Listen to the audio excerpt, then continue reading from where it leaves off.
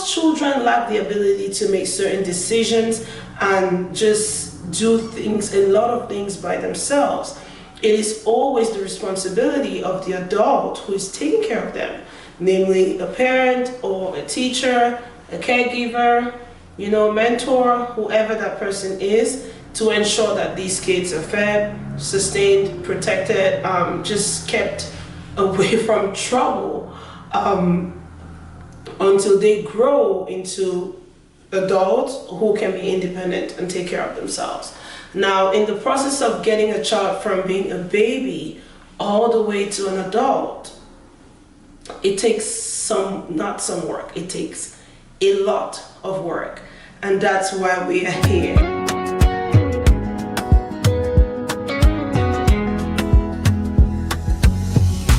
Raising tomorrow with love in our hands, guiding young hearts as they grow and they stand. Welcome back to Raising Tomorrow, the Smart Parenting Hub, where we share ideas about how children should be raised according to God's will and design. My name is Lucy Nane, and I am your host. So, in our last video, we did talk about some basic foundational things that we should know moving forward as we engage on how to raise a child, what are some things that could be implemented in a child's life. We did talk about 3 things that every child needs to grow and thrive and become a healthy and just more productive adult. And we said every child needs love, every child needs discipline, and every child needs an education. Now today in this video, I want us to go into who a child is and why they need discipline. We're going to start with discipline, and in the last video I did mention that discipline, by God's definition, is the consistent establishment of structure in a child's life, right? Now, that said, why is this the most important thing that we need to understand? It's very easy to give love. The society we live in mandates an education, at least to a certain level. So those are kind of easy things to do. But one thing that has been missing, in my opinion, in the lives of many children is the lack of discipline, which is the lack of that establishment of a consistent structure across from home to school, playgrounds, and all of that. Now, in order to go into all of this, we already talked about who a child is.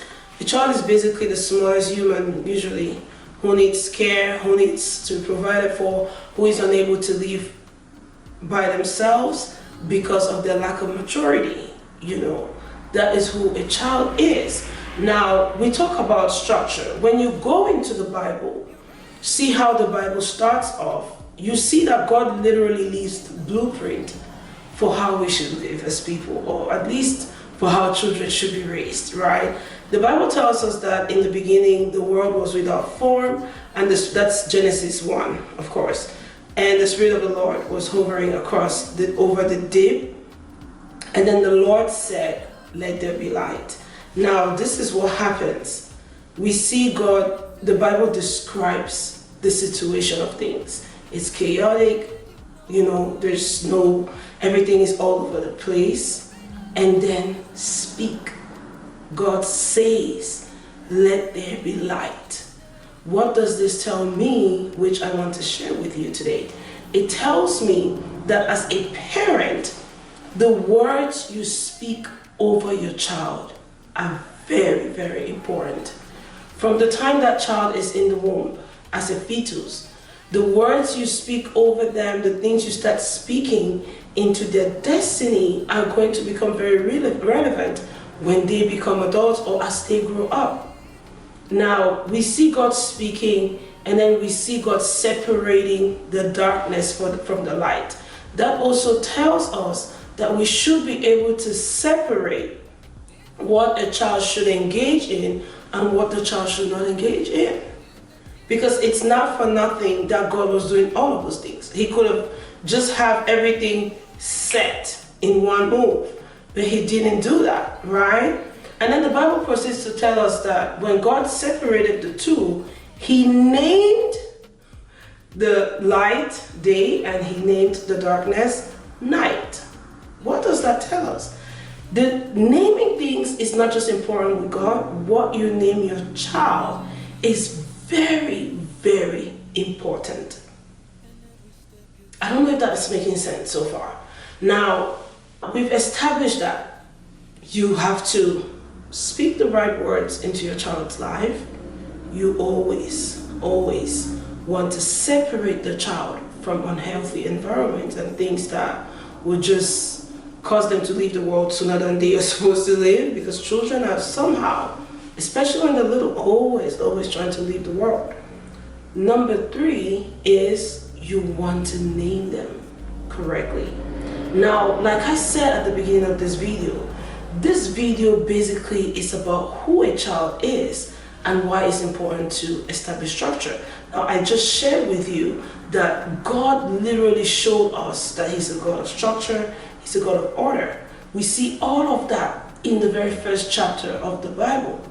He shows he creates the world, he's doing things, separating the water from the darkness, the light from the darkness, separating the land from the water, putting trees, putting animals in the sea. God does everything in steps, which means structure is very important in the life of every human, especially in the lives of children. Now, when you understand that structure is not something that is it's not something that's optional, right? And the reason why I am bent on talking about structure is because I asked the Lord this question, and I was like, Lord, okay, if you are telling me that discipline is the consistent establishment of structure in a child's life, our definition of discipline is not that. Our definition of discipline is pretty much an act that punishes a failed or a misstep, right? How then do we correct children? And the Lord shared something with me that was very interesting. He said, if children have structure, if we have consistent establishment of structure, from when that child is a baby, you would never have to punish behaviors in the future. It takes off the yelling, it takes off the beating, it takes off the punishment, and all of that. And the idea of discipline that the world sells today is pretty much a deception that keeps people away from doing the work. Now, raising a child takes a lot of sacrifice. That's why you just don't have children. You have to be ready before you have a child. In a different video, I'm going to talk about how to prepare for pregnancy or how to prepare to raise a child.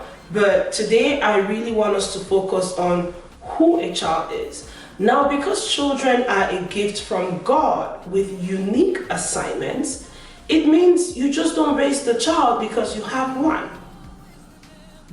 Each child comes with a blueprint. There's no one shoe fits all. This whole thing of wanting to raise people like they're a group of goats or cows, it's wrong. I know we've put it on paper, we have laws and blah, blah, blah, blah, blah, governing all of those things. The truth is, every child is different, every child has a unique assignment. Even with parents with multiple children, do not raise them as a bunch of kids. Each child has different assignments. It means they have different needs. Now, if you work with children and you're very observant, you realize that every child has a different level of emotional expression. Some will rather just go and fight if something is not going the way they want it. Others will cry. Others will come and use their words, right? This is not just happening all the time because, okay, the parents raised them right or this parent failed. No. Each child has a way that they need to be communicated to and communicated with. So understanding who your child is very paramount in raising a child or children to begin with. And who is the best person to ask these questions? The person who gave you the child in the first place. As a parent, you want to talk to God about, God, this child that you gave to me, who is this child? Are they a prophet? Are they a pilot? Are they an engineer? Are they a doctor? Who is this child?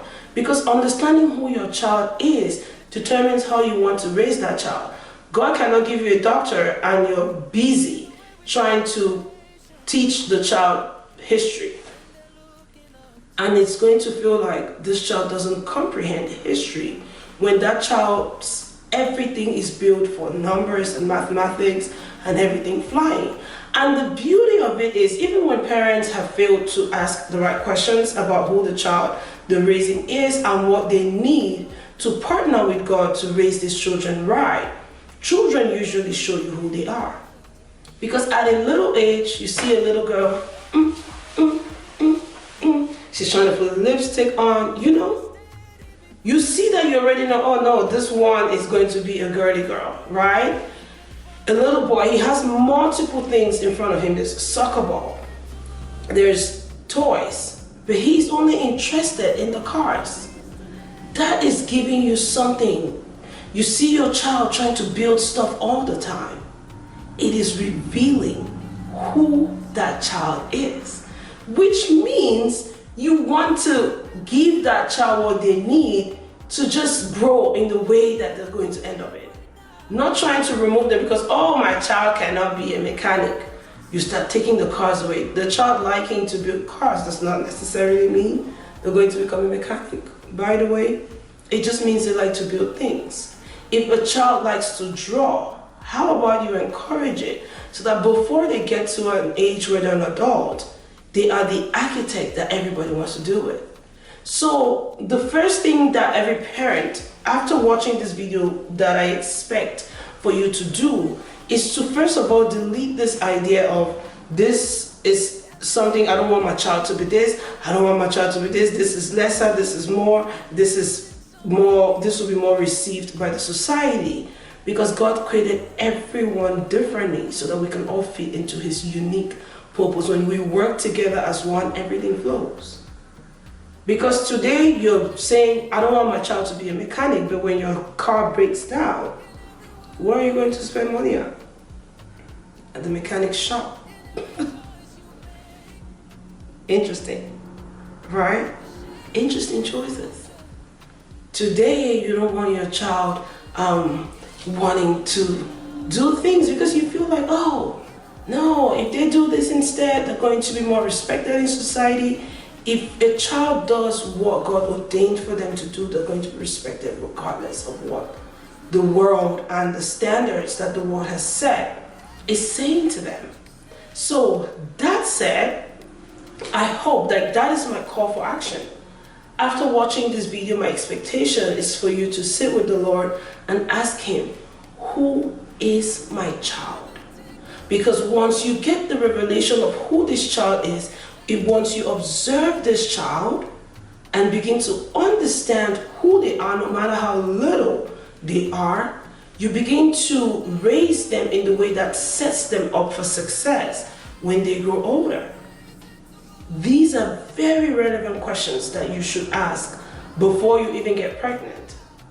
You should start asking before you get pregnant. Once you get pregnant, you want to be insistent. What is this child's name? What is the name that you ordained for this child at the beginning of time?